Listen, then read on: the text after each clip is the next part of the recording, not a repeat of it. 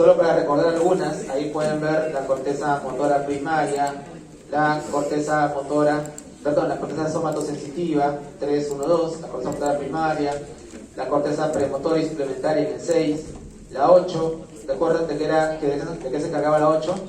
Del control de la mirada, ¿no? Horizontal, ¿sí? Y así, por ejemplo, también áreas de lenguaje, como el área 22, que es el área de Wernicke, el área de Broca, 44, 45, ¿no? Entonces vamos a ir hablando de algunas de sus estructuras, ¿no? Por ejemplo, ahí vamos a mencionar una que es la corteza motora primaria, ¿no? Que es la número 4. ¿De qué se encarga? Del movimiento voluntario. Ya lo hemos visto también en diapositivas anteriores. El área premotora, más caracterizada con algunos movimientos dirigidos, ¿no?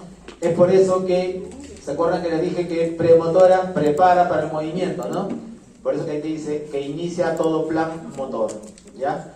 Lo mismo pasa también con la corteza suplementaria, que es también para secuencias aprendidas o para movimientos complejos con ambas extremidades. Ahora, la premotora también vamos a ver que existen algunas divisiones, como les dije, el área 8 de Brodmann, relacionada con la mirada conjugada. Es por eso que cuando alguien tiene una lesión del área 8 de Brodmann, el paciente mira su lesión. ¿Han escuchado eso? El paciente mira su lesión. Por ejemplo, si yo me infarto el área 8 de Brodmann de mi lado izquierdo, yo estaré, cuando me piden atención, haré esto, ¿no? Miro mi lesión. ¿Por qué? Porque el área derecha manda la mirada hacia el lado izquierdo y el área izquierda manda la mirada hacia la derecha. Si yo tengo dañado el área izquierda, no hay quien mande mi mirada hacia la derecha. Entonces, ¿quién funciona? Solo el derecho que me manda a la izquierda. Por eso que mira su lesión. ¿Ya? Eso explica por qué el paciente mira su lesión. Y también, aquí está el área de Broca. No lo mires, ¿eh? El área de Broca, que lo que hace es, ¿qué cosa? Programar toda emisión de el lenguaje, en este caso la fluencia del lenguaje, el lenguaje oral, ¿sí? Por eso que hay personas, cuando se daña el área de Brodmann, número 44-45, entienden, pero no hablan.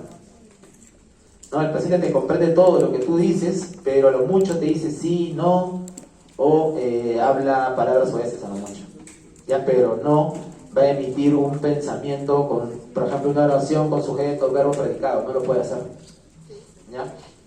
Y a eso le llaman afasias no fluentes, ¿ya? Acuérdate que afasia es un trastorno del lenguaje. El prefrontal ya más o menos lo hemos visto. ¿Se acuerdan que hablamos del órbito frontal? Ahí está pues, el órbito frontal, que se encarga de la conducta social, la inhibición de conductas. Por eso que se dice que cuando uno bebe, no se libera. ¿Nunca has visto a tu amigo cuando bebe? Se te mata, ¿sí o no? ¿Qué más hace? Te dice que siempre te ha querido desde la infancia, ¿no? Desde que ingresaste, ¿no? O empiezan unos a bailar, ¿no? El que nunca bailaba está después de haberse tomado media botella de whisky, está pero bailando, ¿no? Sin polo, ¿no? Está gritando, quiere mecharse con todos. Claro, ¿por qué pasa eso? Porque el alcohol también inhibe el órbito frontal, ¿no? O sea, prácticamente ahí estás liberado. Por eso que haces todo, ¿no? Y al día siguiente no te acuerdas porque no hay memoria, ¿no? Por eso que estás preguntando a tus amigos, oye, hay video de lo que hice, ¿no?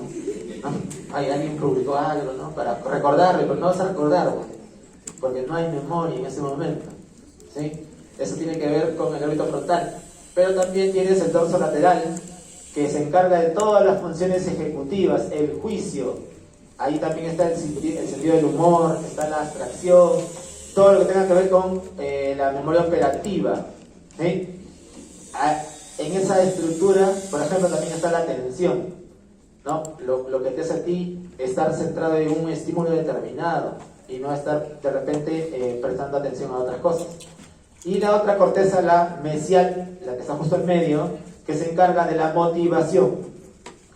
Si no tienes corteza prefrontal, empiezas a tener abulia. Y lo más catastrófico es lo último, mutismo aginético. Prácticamente has perdido toda la voluntad de realizar movimiento, ¿sí? Por eso que la motivación es importante en esta parte. Son las tres estructuras del lóbulo prefrontal.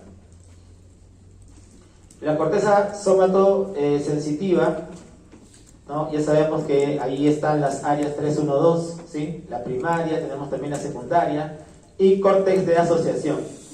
La somatosensitiva primaria pues va a percibir todo el tacto, la vibración, la presión en las articulaciones, la localización de estímulos, ¿no? Esa es la que te hace de alguna forma poder percibir dónde se encuentra la posición de tu dedo, ¿no? Si tu dedo apunta, tu dedo del pie se apunta hacia arriba, se apunta hacia el frente, se apunta hacia abajo.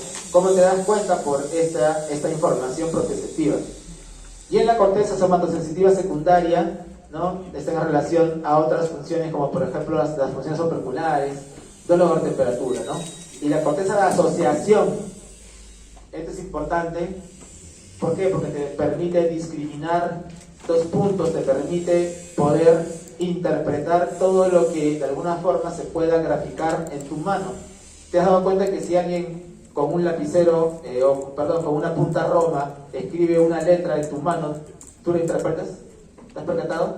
¿No? Pones una A, una B, una L, una M, un número en tu mano, o números, y la corteza lo interpreta al toque, solo estimulando receptores táctiles, ¿sí? Y eso ocurre gracias a la corteza de asociación somatosensitiva. El parietal dominante, cuando se altera, produce agnosia. Y más adelante vamos a ver cada uno de esos términos, ¿ya? Acalculia, que es alteración del cálculo, o afasias transcorticales, ¿no? En cambio, el no dominante, o sea, el lado parietal que no es dominante, ¿cuál sería? El derecho, ¿qué va a producir? Anosognosia. ¿Qué es anosognosia? Es la incapacidad para reconocer tu déficit. La persona no puede mover la mitad de su cuerpo del lado izquierdo, pero no te dice eso. Te dice, sí, yo estoy normal, doctor. Estoy todo pléjico. A eso se llama anosognosia, ¿ya? Y está relacionado con alteraciones del lóbulo parietal no dominante. Y hay otro punto que vamos a tratarlo también más adelante, la heminegligencia visoespacial, que se la voy a explicar con un gráfico para que me entiendan. En el lóbulo temporal vamos a tener algunas áreas importantes, como por ejemplo la corteza auditiva primaria, ¿no? También ahí están las áreas de asociación auditiva, está el área de Wernicke. Wernicke te permite comprender, ¿ya? Es creo que el área más influyente en esa zona. Y también tenemos la parte mesial, que está relacionada con la memoria. Pues ahí está, ¿qué cosa? El hipotálamo, el hipocampo. ¿Quién fue? Que se retire. El hipocampo. Y la corteza visual primaria y la de asociación, que están en el área 17 primaria, 18 y 19 de asociación, ¿no? Es un preámbulo, nada más eso, no recordar de lo que han visto en anatomía, para recién hablar de las funciones. Ahora vamos a hablar de la atención. La atención es una habilidad muy importante, ¿para qué? Para fijar, para mantener el enfoque. Es selectivo, pues no le prestas atención a todo. Y también es muy importante porque si esta está alterada, no vas a poder seguir evaluando otras cosas porque el paciente no presta atención. Por eso que siempre les digo, lo primero que evalúen es la atención en el paciente. Si está inatento, lo demás se puede alterar, se altera la memoria, se altera el lenguaje. ¿Por qué? Porque no te está enfocando en lo que le dices. Es por eso que es muy importante la percepción de los estímulos, ¿no? Es muy importante el enfoque que le da. ¿Y quién le da el enfoque? La corteza prefrontal y el cíngulo. ¿Por qué el cíngulo anterior? Porque ahí está la motivación. Por eso recuerda que lo que tú aprendes con motivación es lo que más fijas. En cambio, lo que aprendes sin motivación muchas veces desaparece más rápido.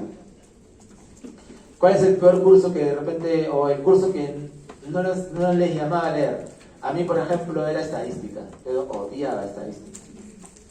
Y necesitaba releer, leer, amanecerme porque no me gustaba. Ya, igual, entonces por ahí. ¿Ya?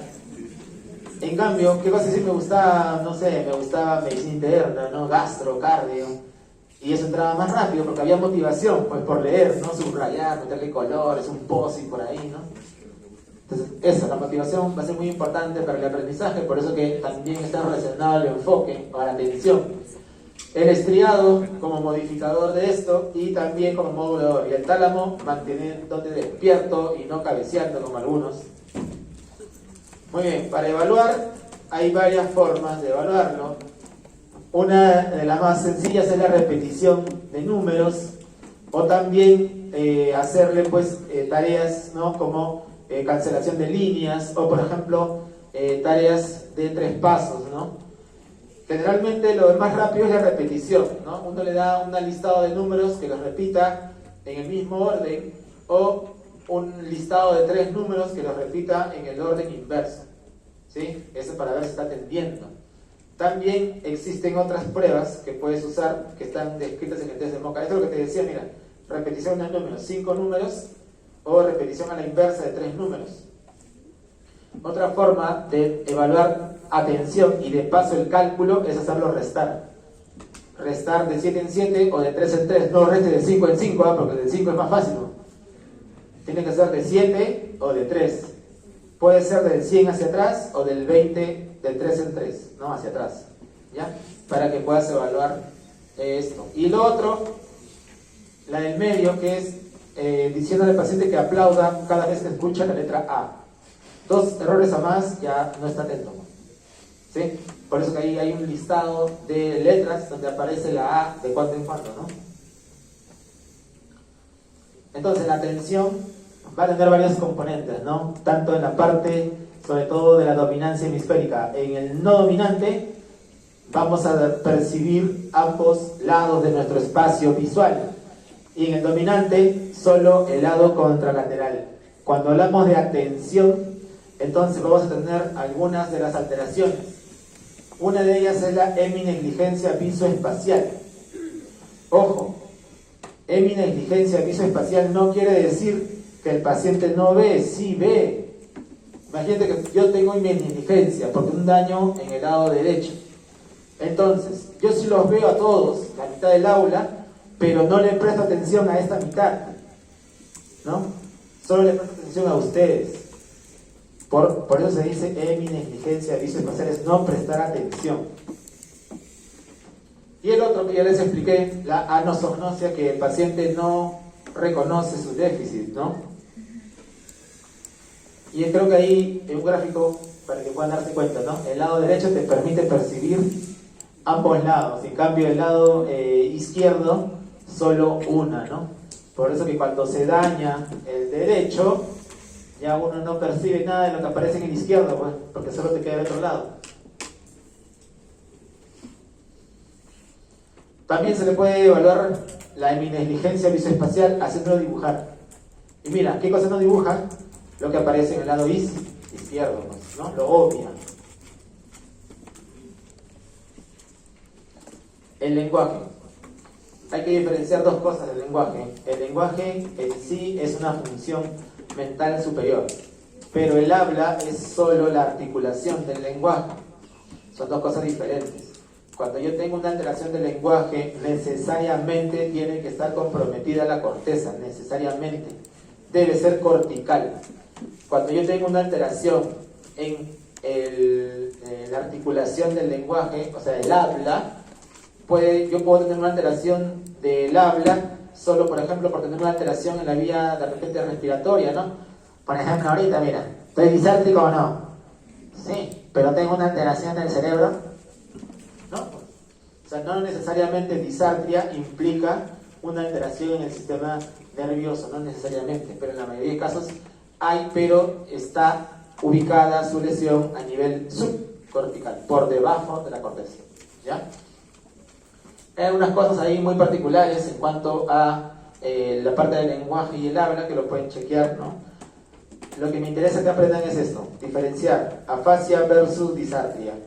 Afasia, ya saben, es una alteración del lenguaje, que puede ser total o parcial, ¿sí? ¿Dónde está el área del lenguaje dominante? En el lado izquierdo. En cambio, disartria solamente es una alteración del habla. Son dos cosas muy distintas, ¿ya? No las mezclen. Entonces, cuando hablamos de la neuroanatomía del habla, o sea, de la articulación, ahí implica, por ejemplo, las cuerdas vocales. ¿Se acuerdan del caso de Pedrito, no? Que tiene una alteración en las cuerdas. Ya, pues, si tienes una alteración de las cuerdas, no vas a poder hablar de manera adecuada, ¿no? Estás disártrico.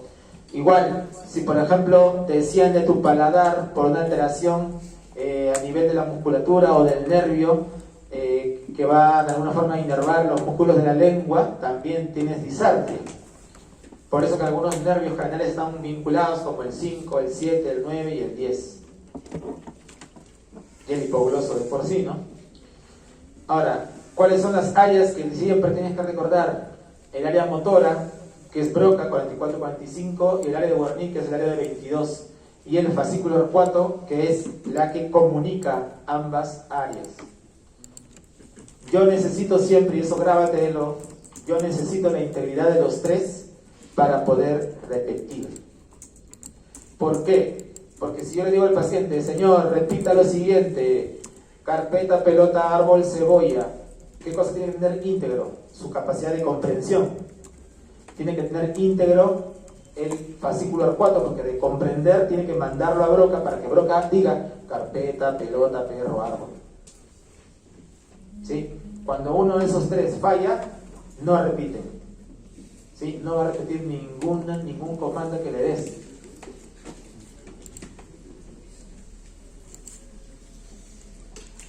Ahí está. Área de Wernicke, área de Broca, fascículo arcuato. Como les decía, el dominante en todos los que son derechos es hasta el 95% en el lado izquierdo. Y de los zurdos, solo la mitad o hasta un poquito más lo va a tener en el izquierdo. Y lo que queda, que es más o menos un 40%, solo un pequeño porcentaje, que es un 15%, lo va a tener en el lado derecho. Lo demás lo tienen en los dos lados. Por eso que es bien, digamos, difícil encontrar a alguien que se infarta en el lado derecho, ¿ya? Y tiene afasia.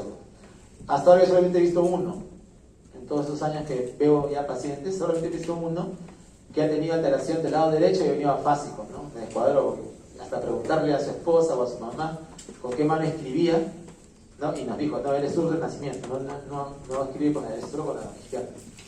Entonces por eso él sí podía tener una alteración del lenguaje solo por un lado derecho, ¿no? Esta alteración del lado derecho.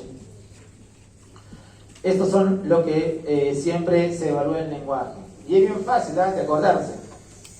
Comprensión, influencia, ahí está Wernicke y Broca, ¿no? ¿Qué más se evalúa? Repetición, lo que te dije hace rato. El que no repite es porque está alterado o Broca, o Wernicke, o fascículo arcuato. ¿Qué más se evalúa? La nominación de objetos. Y se evalúa el habla, la lectura y la escritura. Ahí están los 6 dominios del lenguaje.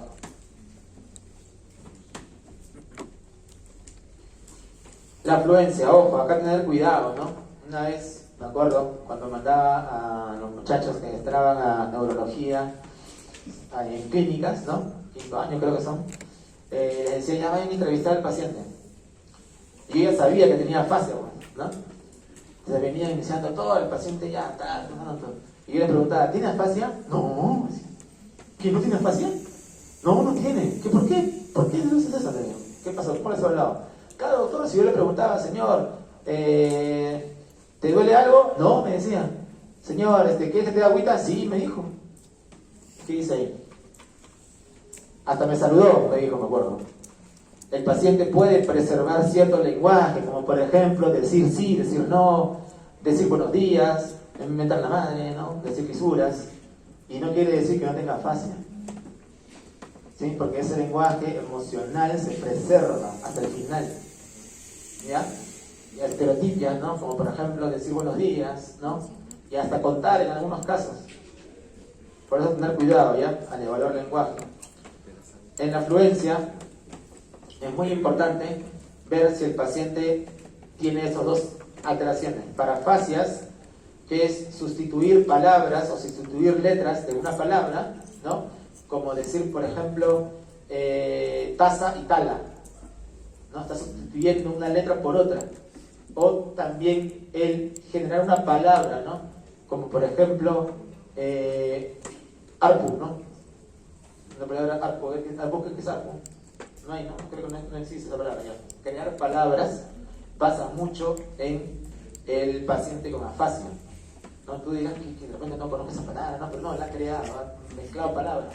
¿Por qué? Porque no puede darles un sentido, ¿sí? Normalmente una persona va a producir entre 100 a 115 palabras por minuto, ¿no? Cuando el paciente no llega a estos números de producción de palabras, se dice que es una fascia no fluente, ¿no? O cuando el paciente no puede crear una oración tan larga, ¿no? Porque en una oración, ¿qué compone una oración? Sujeto, verbo, predicado, ¿no? ¿Te acuerdas cuando estabas niñito y hacías tus oraciones, mamá, mi mima? No vas a hacerme esa oración cuando te digo, no escribo una oración con sujeto, verbo y predicado, ¿no? Haces toda una oración más compleja, ¿no? Ya, eso no ocurre pues en estos pacientes, ¿no? La comprensión se puede evaluar, ¿no?, con acciones u órdenes simples, como por ejemplo, Señor, con su mano derecha tóquese la oreja izquierda, o Señor, abra los ojos, abra la boca y saque la lengua, para ver si está comprendiendo o no.